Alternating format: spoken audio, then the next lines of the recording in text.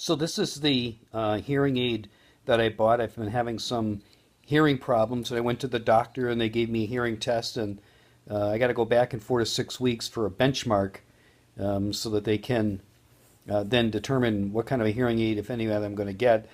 I think I needed one, so I went out and bought this cheap device from CVS.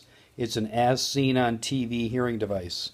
The bottom part you see there with the hole is the plug-in device. It comes with a stand, and you drop it right into the stand and it charges. It takes about 2 hours to charge. And on the back here, there's an on-off switch here and a volume control. And the earpiece itself comes with a couple different sizes within the kit. You pick one that fits into your ear as good as you can. It is an amplifier. It does not screen out any sound. So if you have forced hot air heating in your home, it will pick up the blower. It'll pick up the sound, and you won't be able to hear what's on TV, let alone the person next to you. If you're in a room and somebody's flipping through papers, it will pick up the papers. I mean, it's that sensitive. There is no tone switch. There's no filtering device on this. So it has very limited use. If you're having a one-on-one conversation with someone, it seems to work fine with me, but how often are you in a one-on-one situation? If you're watching TV, it works, but there's an echo. So you really have to play with this volume control, and you have to kind of learn how to hear again, if that makes sense. So that's my experience with this.